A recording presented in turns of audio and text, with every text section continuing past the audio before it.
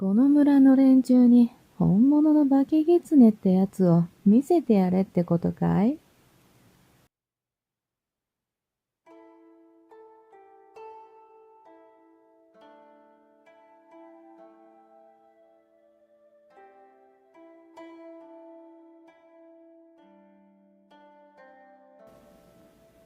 幕間の章その1、化け狐。原作、語り、春美月。やけに静かな夜だ。村に住む老婆は身震いした。奇妙なほど今宵は背筋が凍る。老婆は桶と提灯を手にし外へ出た。夜空を見上げると、先ほどまで月や星が辺りを照らしていたと思っていたのに、いつの間にやら薄暗い雲が覆っていた。こんな夜には出歩きたくないもんだね。どうしてうちの孫たちはこの晩に限って水の中に炭をひっくり返しちまったんだい。老婆は光のない夜空に向かってため息をつくと、提灯をしっかりと握り直し、井戸へと水を汲みに行った。その頃、村から少し離れた場所では、人食いじじいが暗闇から現れた。そして、その後ろに突然、空中から9つの尾を持った狐が現れ、地に降り立った。陽子だ。なんだい、あたいをこんなところに呼び出して。つまらないことだったら、ただじゃおかないよ。陽子は気取った様子で、9つの尾をすべて使ってじじいをぴしゃりと糾練だ。しかし、人食いじじいに動じた様子は全く見られなかった。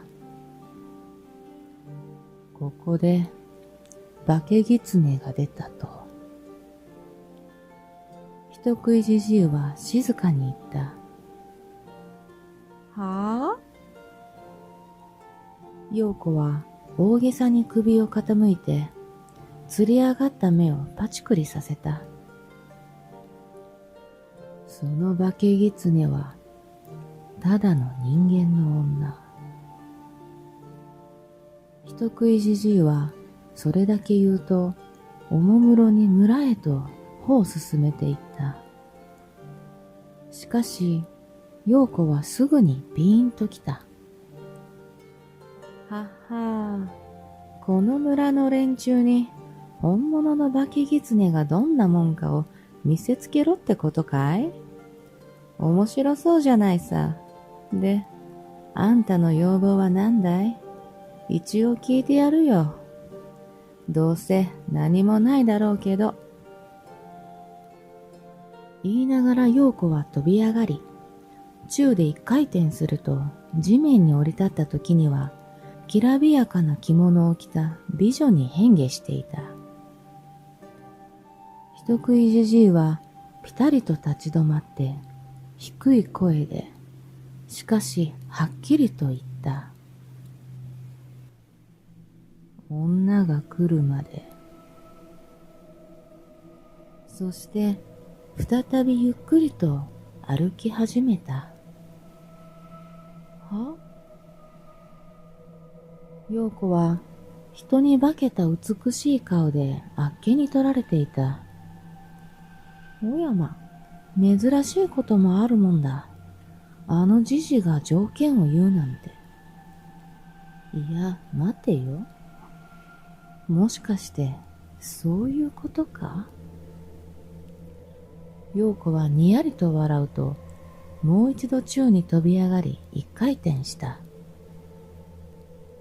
しかし、そのまま地に足をつくことはなく、陽子の姿は消えていた。人食いじじいは村に近づくにつれ、容器を発し始めた。雲が月を隠し、星を遮ったというのに、人食いじじいの姿が青白く暗闇に浮かび上がった。右手を前に突き出すと、何もなかったはずの手の内に尺状が現れた。人食いじじいの要望に似合って、尺状はその輝きを濁らせ、あちこちが錆びつき、果ては崩れ落ちている箇所もあった。シャーン、シャーン。到底音など鳴りそうもないのに、人食いじじいが尺状をつくと、どこか不気味な音が静かな夜によく響いた。法師様？水を汲み上げ、家に帰ろうとしていた老婆が尺状の音に気づいた。尺状をついてゆっくりと歩く老人の白く浮かび上がる姿を見た老婆は、全身を冷たい冷気が魚でしていくような感覚を覚えた。恐る恐る提灯を掲げて、視力の落ちた目でもっとよく姿を見ようとしたが、風もないのに提灯の火がふっと消えてしまった。提灯の火が消えると、目の前の老人が青白く怪しい光を放っていることがよくわかった。老婆が釘付けになっていると、人食いじじいはぴたりと立ち止まり、老婆の方を見た。目があった。その瞬間、人食いじじいは闇に溶けたかのように消えてしまった。ひゃー！老婆は悲鳴を上げながら、手にしていた桶も提灯も放り出して逃げ出した。桶を満たしていた水がバシャッとすべてまき散らされると、空になった桶がカラカラと物悲しそうに転がった。人食いじじいは再び姿を現すと、老婆の落としていった提灯を拾い上げた。ふっと息を吹きかけると、温かみのある炎ではなく、青緑のか細い炎が灯った。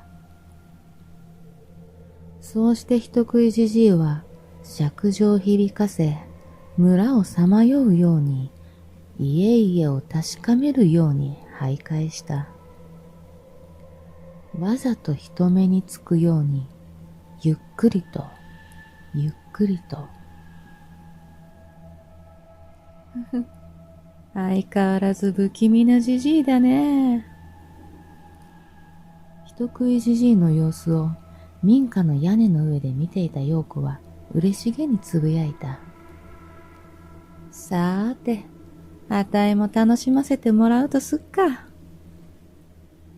陽子の周りで、ポッポッポッと青い火の玉がいくつも飛び出した。